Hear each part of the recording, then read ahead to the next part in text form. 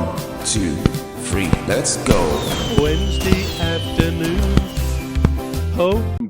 When fans realise, we'd all cheer a goal, we scored, and then the dreaded sound that comes through the speaker system and on the screen, VAR investigating possible offside, whatever, and then you wait with bated breath, and then sometimes a few minutes later, but other times it's quite quick.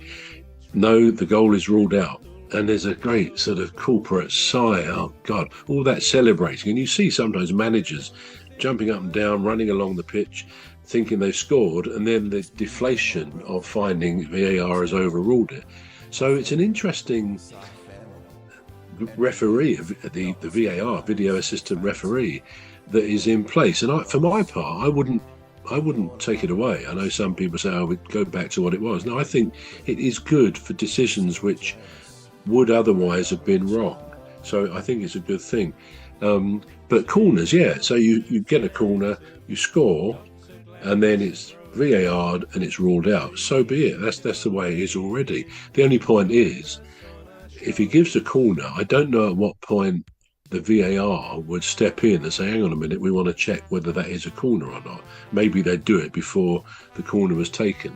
But anything that brings more accuracy, that we all see it on the TV, and sometimes you can't always tell when you're at the match whether it's who the ball's come off of, but on TV you can say, yeah, that went off of the defender, that should be a corner. But of course referees, linesmen, where they will get that wrong. They don't have superhuman vision, that sort of thing. It will, and so really the abuse they get for those odd mistakes is probably not, totally isn't justified. So anything that can help them, I think ultimately we need to remember VAR is there to help the ref and the assistant linesman. And if it broadly does that, it's going to make the odd mistake, then we've got to hope for the percentages. If 95% of VAR decisions are correct, we're winning, aren't we? We're winning. Yeah. So no one's ever going to get 100%. And I think we have an expectation in football and in life that everything is either perfect or it's no good. And that's not the way, I think, to look at things at all. Yeah. Now, those are some of the rules that FIFA had announced for the upcoming 2026 World Cup. There is more. So this one is fast substitutions. The substituted player will have a maximum of 10 seconds to leave the pitch. If they take longer, their replacement must wait 1 minute before entering, leaving the team temporarily with one player less. What do you feel about that? Yeah. Well, that sounds good. It sounds a bit quick, 10 seconds, but you could argue a player is expected to leave the pitch at the nearest point. So that shouldn't take more than 10 seconds, even from the middle of the pitch, which is presumably the furthest point from any line that you could walk off. And if you think about a player walking from the middle of the pitch to the touchline, that shouldn't take more than 10 seconds. The difficulty would be is if a player's been clobbered by a defender or something like that, they go down and they stand up and they're sort of limping a bit, and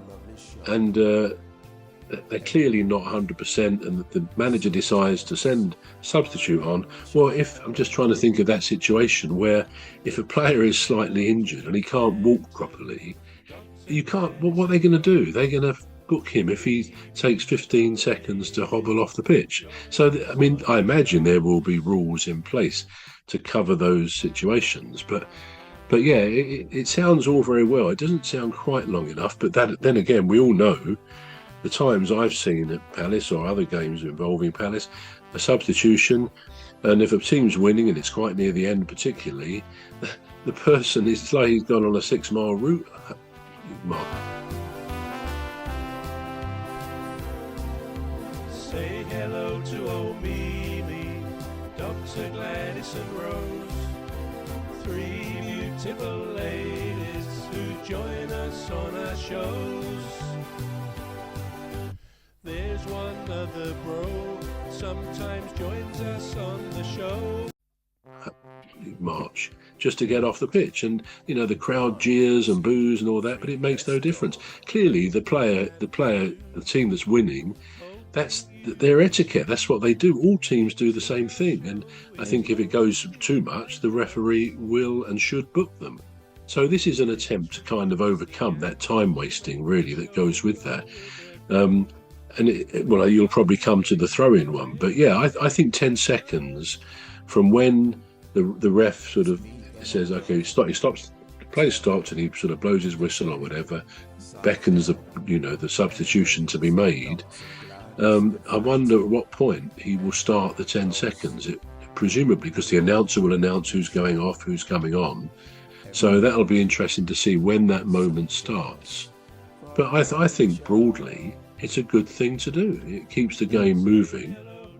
And, it's another thing. I don't know whether they will deal with it at one stage, but in the last 5 or 10 minutes of a game where a team is winning or desperately doesn't want to lose, players suddenly fall over and sit down, and often goalkeepers do it, to give their team a break, to waste a bit of time.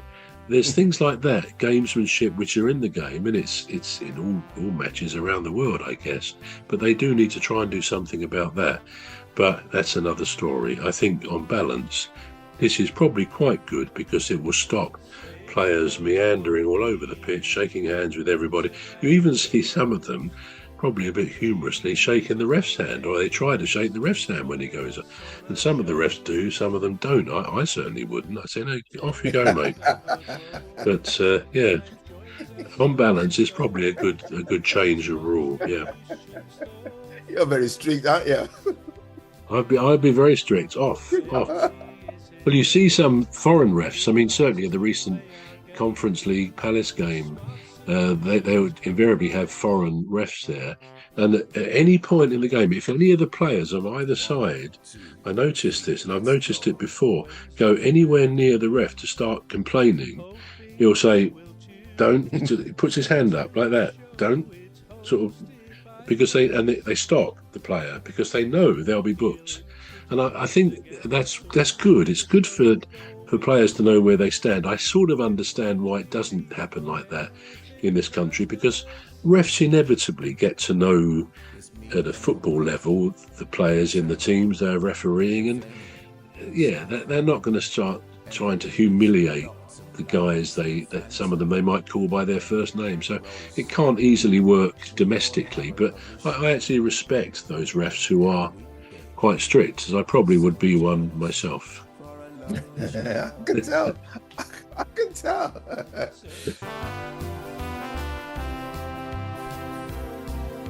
Say hello to old Mimi, Dr. Gladys and Rose, 3 beautiful ladies who join us on our shows. There's one other bro, sometimes joins us on